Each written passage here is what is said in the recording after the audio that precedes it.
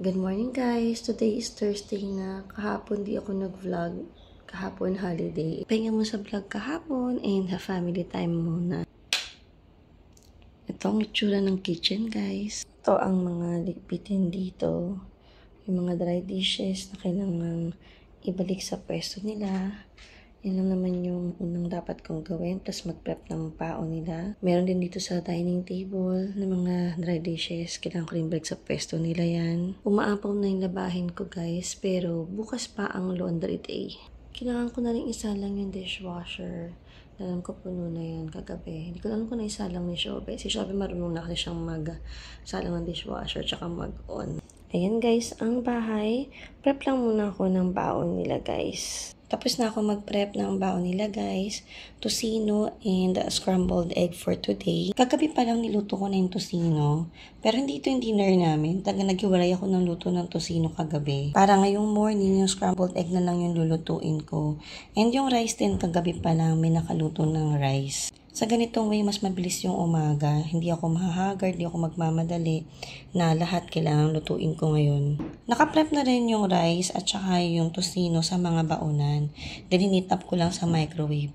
Then, saka ko lang inad tong scrambled egg. So, ganun ko pinrep yung baon nila, guys. Happy Thursday! Pakita ko pala sa inyo, guys, yung shinap namin nung weekend. Itong mga polo shirts from Pen Shop siya. And 799 yung isa nito. Kumuha kami ng dalawang colors. Isang black, isang navy blue, and 799 nga yan sa Pen Shop. And then, meron din kaming biniling mga jackets. May hoodie. This one is from Uniqlo. Ito, 2,000.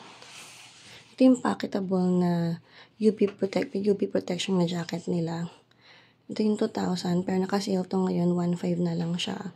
And yung other one naman, this is 1,500.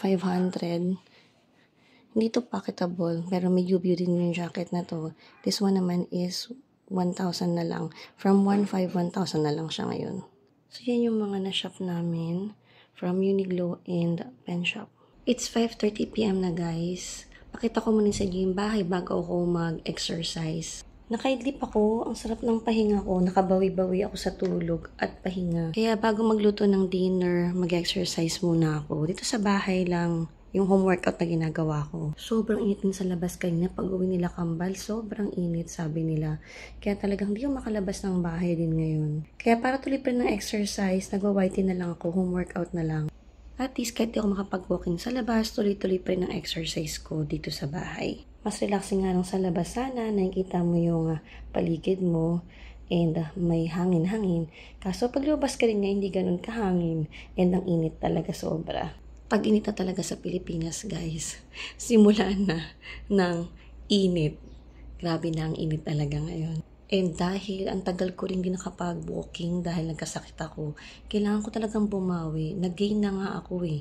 Tumaas na ako ng 68 guys. 68.5 yata ako. Ngayon na 68.7. Bumaba na ang weight ko ng 67.2. Yun ang pinakamababa.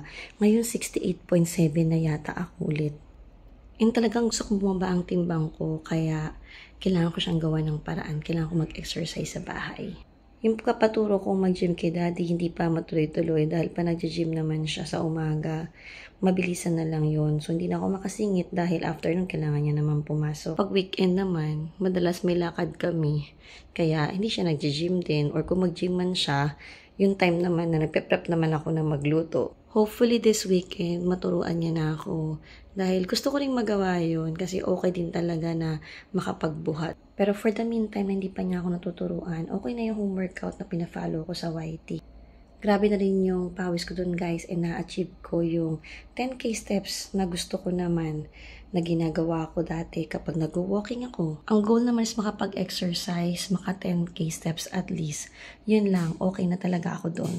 So, ayan na ang bahay, guys. Mag-workout muna ako and I'll see you all later. Pakita ko rin sa inyo yung kwarto, guys, bago ako magbihis. Kaninang umaga pa ako tapos magligpit sa buong bahay, guys, pero hindi lang ako nag-vlog. Kaya ngayon, sinasamantala ko lang na mapakita pa bago ko gawin ibang mga bagay na naman. Yung kids room, naligpit ko rin yun. Actually, konti lang naman ang niligpit ko doon. Pero hindi ko naman papakita sa inyo yun kasi nandun na sila kambal. Nabanggit ko nga na umuwi sila kanina and sobrang init nga daw nung pag-uwi nila. Dito naman sa kwarto kanina, ang pinagkaabalahan ko is yung pagsisteam ng damit ni Daddy. Dalawa lang naman na polo yun. Pasinisteam ko yung ibang mga damit ko.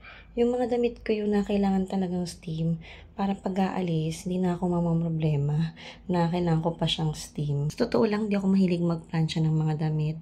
Pero may mga damit talaga na kailangan plansyahin hindi uubra, naisutin mo na lukot-lukot. Hate ko yung pagsisteam guys, pero pag kailangan ng damit na steam siya, i-steam ko talaga yun. Kahit man mga damit ni Daddy, yung mga pang office niya, ini-steam ko talaga yun. And yung mga nabili ko kasing polo lately, kailangan talagang steam. Kung di mukha akong hinahabol ng plancha pag sinuot ko siya ng ganun. Kayo mga mommies, ano yung pinaka-hate yung house chores? Pero yung wala kayong choice, kailangan nyo pa rin gawin. I'm sure maraming makaka-relate sa inyo dito. Yung mga house chores na ayaw nyo, pero wala naman kayong choice, walang ibang gagawa. So, ayun na guys, ang master bedroom, bihis na ako. Tapos na ako mag-exercise guys, and naka 10,499 steps ako ngayon. And ito pa rin yung fina-follow ko na video. Ang gusto ko lang na nag-workout sa bahay. Pwede ako naka-sports bra lang. Kasi pag sa labas, kailangan naka-t-shirt pa syempre ako. Dahil hindi naman carry ng sports bra pa. Baka naman magulat yung makakita sa akin. Alam niyo na, lalabas yung mga chismis natin dyan. Pero pag sa bahay, pwede naka-sports bra lang ako. Tsaka grabe itong exercise na to. Pawis na pawis talaga ako.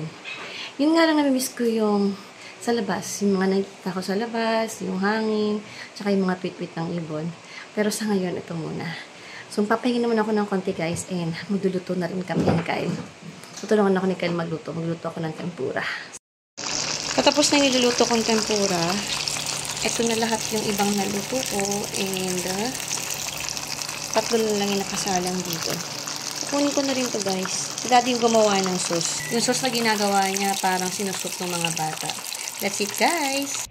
It's 10 a.m. na guys and kanina pa akong gising 7 a.m. Inayos ko yung damit ni Daddy pero after nun di pa ako bumangon. Nagstay pa ako sa bed. Inaantok pa ako sobra kaya tinuloy ko muna yung tulog ko since na naman pasok yung mga bata.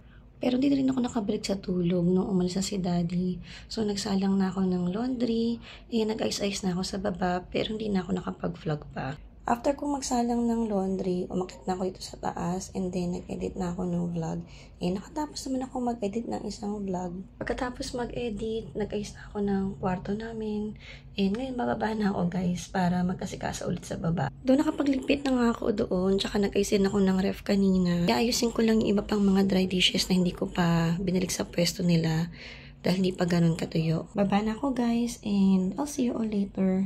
Ito naman ang itsura dito sa baba guys. Nabanggit ko naman na nakapagligpit na ako dito kanina. Pagbaba ko para magsalangan ng laundry, nagligpit-ligpit na ako dito ulit bago muna ako umakyat. Dito naman sa kitchen, may konting mga dry dishes na lang na kailangan ligpitin. Yun na lang yung kailangan kong gawin dito. Hindi ko pa pala napapakita sa inyo yung ref guys after nating mag-grocery haul. So, pakita ko muna sa inyo. Marami-rami na rin na nabawas dito dahil Friday na nga ngayon and everyday naman nagluluto ako ng meals namin. Hindi ko na naiba-vlog yung step-by-step procedure, paano ko nire-refill yung ref, dahil wala akong ganong so much time guys para mapakita pa siya. Pero pakita ko na lang sa inyo itong after kung paano ko in-organize yung ref ko. Alam ko favorite nyo yung ganong vlog, yung mga ASMR na refilling, pero saka na siguro kapag mas may time ako, pwede ko sigurong magawa yun. Ito yung freezer side ng ref ko guys. Ito yung ground pork na 5 kilos sa binili ko. So, pinortion ko na siya based ako anong lulutuin ko. And then, dito sa baba naman, yung mga meat. Ito yung mostly yung chicken. And then, nilagay ko lang yung tocino sa side kasi wala na akong mapipwestuhan yan. Sa baba naman dito nakalagay yung mga broccoli, mga veggies. And, ito may ham, may tonkatsu, nandun yung longganisa, tapos yung hotdog dun sa pinakalikod. Gusto ko nakalagay sa ganitong lalagyan siya guys para kahit iba-iba siya, pag may kailangan kang kunin, ang bilis lang i-pull out. Kaya yung organizer na yan, helpful talaga. Hindi lang pang aesthetic guys, helpful talaga yan para sa akin. And yung pinakababa naman, dito yung mga pork. So, lahat ng mga pork na binili namin dito nakapwesto. And itong drawer na to, dito naman nakalagay yung fries at saka yung bacon. Ayan naman ang laman niya. And yung pinakababang drawer, doon naman yung mga seafood. So, nandyan yung crab sticks, yung tempura, yung raw shrimp, at saka yung cream dory fillet. So, yun lang naman yung laman ng freezer, guys. And dito naman sa door, dito ko nilalagay yung beef patties, yung puff pastry, and meron ding crab sticks sa baba. And dito sa taas naman, may leftover pa kaming hash brown, and may siomai. Yung siomai, 2 packs na lang siya. Nagamit na namin yung 2 pack. So, ayan yung freezer, guys. Yung kaliwang side ng ref ko, yun yung buong freezer. And yung kanan na side, yun yung fridge lang. Pakita ko naman sa inyo yung fridge side ng ref. Ito lang naman yung laman niya. Noon pa rin naman halos, wala namang masyadong nagbago dito. Yung pinakataas siya, nakapwesto yung leftovers usually.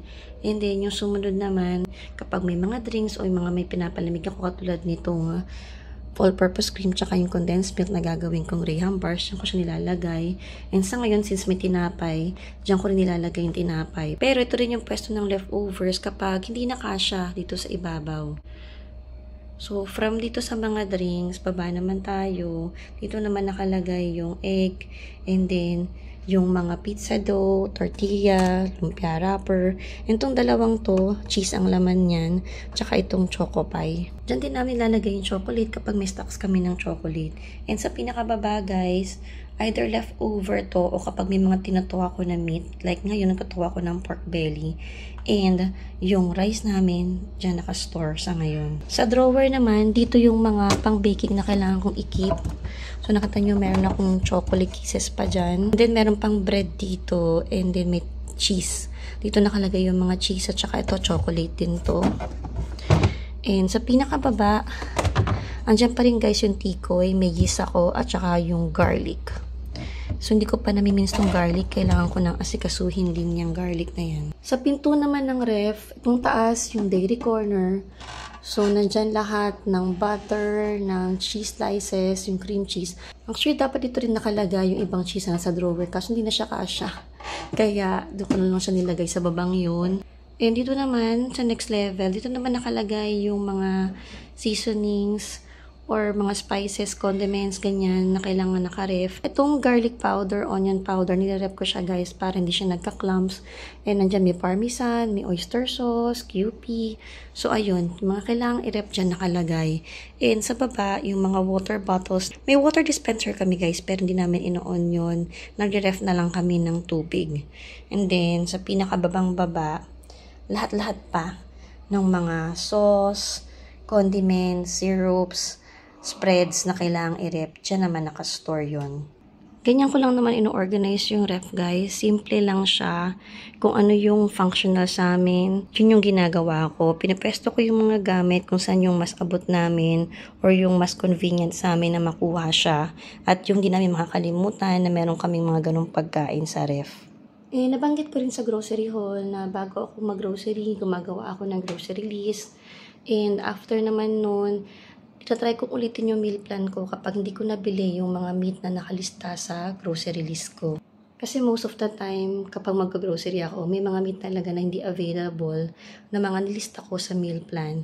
So, okay lang yun. Madali lang naman, papalitan ko lang siya and mag-isip ako kung ano yung papalit ko na iluluto. So, ayan na yung ref, guys. Ganun pa rin naman yung laman niya. Siguro kasi ito yung mga talagang staple namin, yung every month. Ito rin naman yung mga binibili naming food. Hindi naman kami tagal usually nagtatry ng iba-iba. And sa ngayon wala kayo masyadong nakikita ang mga drinks sa ref dahil iniiwasan ko rin bumili muna ng mga ganong drinks. Pero syempre ginagawa ko pa rin ng mga sweet treat yung mga anak ko. Nakita niyo naman nagbe-bake pa rin ako ng kung ano-ano para sa family ko. Kasi kahit diet naman ako, kumakain din naman ako ng ganon at saka hindi ko sila kailangang idamay sa pagda-diet ko. So ayan na ang ref guys. Sasara ko na to kasi kaina pa siya galit na galit.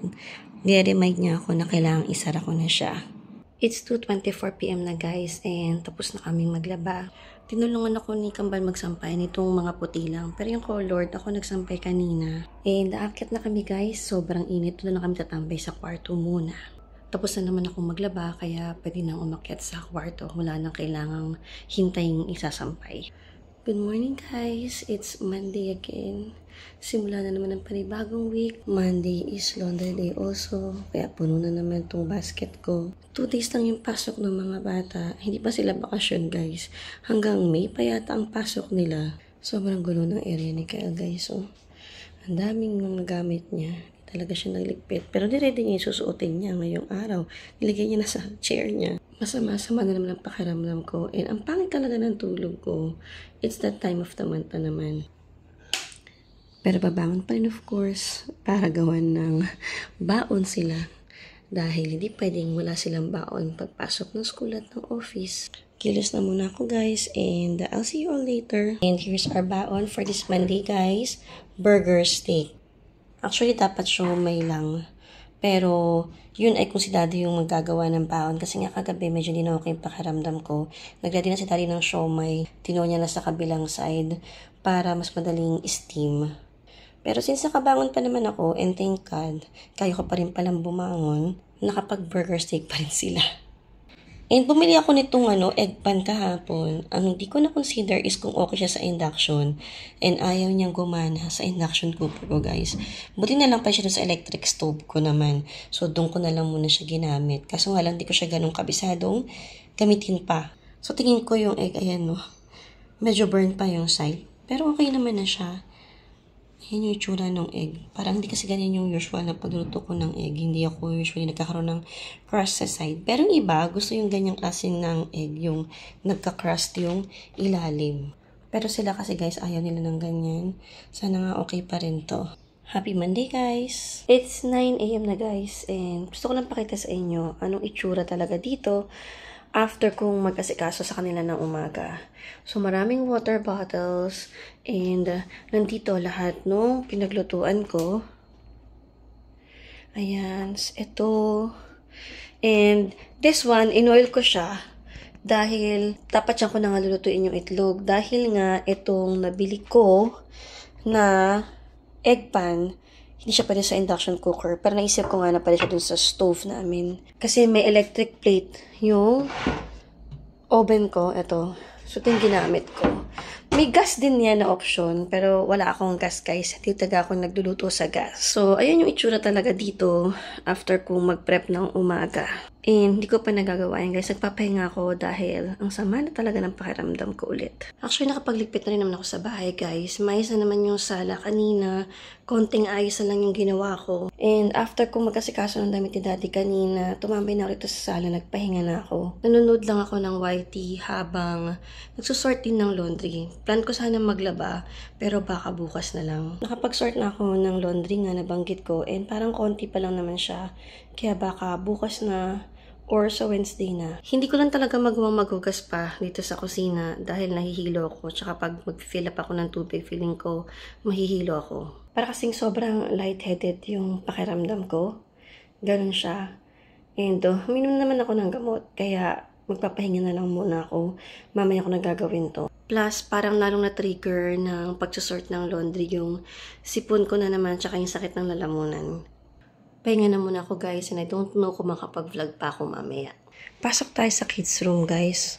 Wala na akong niligpitin. Maayos na yung room ng mga bata guys. Sila yung nagligpit niyan. Kanina umaga pag-akyat ko dito, nakita ko na maayos na talaga yung room nila. Very good sila. And itong bed ng kids guys, papalitan na namin siya. Naka-order na kami ng bed kahapon and ibibenta ko na lang tong day bed nila. Triple bed bank nga sana yung bibili ni daddy. Kaso ayaw naman ng mga bata na triple bed bank. Okay na lang doon na may pull out. And yung double deck na lang daw, yung mas prefer nila. Ayaw nila ng masyadong mataas na bed. Color white din yung bed na in-order namin kahapon sa Mandawi Foam. Hindi na ako nakapag-vlog sa Mandawi Foam. Sa May Ayala Mall, Feliz lang kami bumili. Kaya doon kasi wala masyadong mga stocks. So babalikan mo yung in-order mo. Ayaw na kasi nila din pumunta pa ng show. Kung sa show siguro kami, doon makakabili kami ng bed nila at mauuwi na rin namin agad for sure. Napapagod na rin siguro mag-drive si daddy kaya gusto niya sa malapit na Mandawi Foam lang kami pumunta. Nakabili nga rin pala kami ng mirror para sa room ng mga bata. Itong white frame na ngayon. Ito yung mirror na nabili namin, guys. Naka-sale to ngayon from 2,000 plus. Ngayon, 1,600 na lang siya. Matagal ko nang gustong bilhin to. Hindi ko lang siya nabili last time. Nakalimutan ko ng balikan. Ang sarap mag-selfie sa mirror na yan. So, ayan na guys, ang room ng mga bata. Pinakita ko lang sa inyo kasi wala naman akong gagawin na dito. Tsaka soon nga, magpapalit na rin ng bed sila. And, napasok naman tayo sa master bedroom, guys. So, as usual, hindi ayos yung higaan namin. And plan ko sanang ayusin na siya. Pero ngayon pa lang na pinapakita ko sa inyo to habang nagbe-video ko, pinapawisan na ako ng malamig, guys. Tatry ko pa rin siyang ayusin kung maaayos ko siya talaga. Pag nahilo ako ng sobra, titigil ko na lang. Gusto ko na kasing mag-ayos din ng bed. Ayoko talaga na may magulo sa bahay. Hindi ko siya matiis. Pero kung talagang may hilo ako, hindi ko tutuloy. Then, dito ko naman nilagay yung mirror dun sa room ng mga bata. Since meron na sila at mas bagay yung color nandun and itong brown na mas bagay dito. Itong workstation ni Daddy, nandito ngayon yung laptop ni Kyle. Dito siya pumesto ngayon, dito siya naglalaro pag gabi. Actually, may story yun eh. Bakit lumipas si Bunso dito para maglaro? Kasi nung one time, pagising niya, nakita niya, merong McDo soft drink sa rep na hindi namin nainom ni Daddy. Dahil yung Friday night, nag-binge watch kami ni Daddy. Inabot kami ng 2 a.m. And then, umorder si Daddy ng McDo. Hingit-hingit si Kyle na malaman niya nag-order kami. So, the next day, sabi niya, dito daw siya talagang magsistay. Dito siya maglalaro and kailangan daw order ulit kami ng McDo. Nakatuwa lang naman din actually. Kasi parang ang baby pa niya mag-isip. At saka yung McDo talaga, yung pag-order ng ganun, parang ano yun eh, happy na childhood memory niya yun. Nung nasa Mandaluyong pa kami nakatira, lagi niyang naaalala yun na kapag late daw ng gabi, umorder kami sa McDo. Kapag nagugutom sila, ino-orderan daw namin sila. Lipitin ko na yung bed, guys. Tapos na akong mag-ayos ng higaan dito sa master bedroom, guys. Yun lang naman yung ginawa ko dito. Tapos binuksan ko lang yung curtain. Bababa na ulit ako, magpapahinga na ako. Then nararamdaman ko talaga na ang lamig ng pawis ko. Nakainom na rin ako ng gamot, nag-gargle na rin ako ng Bactidol, kaya mas okay-okay na yung throat ko. Pero tingin ko talaga kailangan kong magpahinga. Yun ang kailangan ko. Ang pasaway din kasi namin ni Daddy. Talagang nitong nung weekend, puyat kami ng puyat na nagbe-binge watch kami sa Netflix. Tinapos namin yung Karma at saka yung extracurricular. So, ayun, ang bilis ko tuloy siguro nakawa kay Showbiz, nakakapuyat ko. So, ayan na guys ang bedroom. Mamaya na lang ulit. Tingnan ko kung kaya ko pang mag-vlog. Pero kung hindi, bukas na. Pakita ko na rin pala sa inyo dito sa kitchen. Napuno ako na lahat ng water bottle. Plus, nagpunas na rin ako ng counter dito and nahugasan ko na yung mga pinaglutuan ko kanina. Nilinisan ko na rin yung sink. Kaya malinis na dito guys ulit. So, totoong-totoo na guys, magpapahinga na muna ako. Lunch tayo guys. Umorder lang ako ng lumpiang toge dito sa subdivision. And deliver din nila yan. 20 pesos lang yan yung isang toge. 5 yung in-order ko, nakaubos na ako ng isa. And then, pinipilit ko lang kumain pa ng isa. Dahil alam kong kailangan kong kumain. And ayan yung juice ko guys. Suka juice po tayo. Ang daming sausawan. Sarap ng sausawan nila. Pero ngayon parang less yung lasa. Kasi masama nga pakiramdam ko. Sulit na to sa 20 pesos, isang piraso. Tapos free delivery pa. 3 pieces lang ang pilhin mo. Free delivery na yan. Lunch tayo guys. Hindi pa okay yung pakiramdam ko guys. Kaya ito lang muna ang dinner namin tonight. Mag-steam lang ako ng siomay. Pero kahit siomay lang yan, sobrang gusto ng mga bata yan. And magagawa rin siguro ako ng soup. Itong steamer ko guys, Bowman yung brand dito. And 10-20 minutes ko muna siya. Tatagdagan ko na lang pag kulang pa to later. And here's our baon for Tuesday guys. Siomay din. Kung ano yung dinner namin kagabi, yun na lang ginawa ko ngayong umaga. Mas okay na yung pakiramdam ko. Pero ito na kasi yung tinok ko kagabi. Dahil akala ko hindi maging okay yung pakiramdam ko. Yung may mga chili, kay Daddy yan at saka kay Kyle. Sa dalawa, ayaw nila ng may chili. Pero kahit okay na yung pakiramdam ko, medyo nahihilo pa rin ako guys. Pero yung lalamunan, mas okay na. And parang mas okay-okay na talaga. Pero naramdaman ko pa rin nahihilo na ako sobra. Pero at least may baon sila. And last day na ng pasok ngayon and then bakasyon na. For Holy Week may pasok pa yata sila hanggang end ng April. Happy Tuesday guys!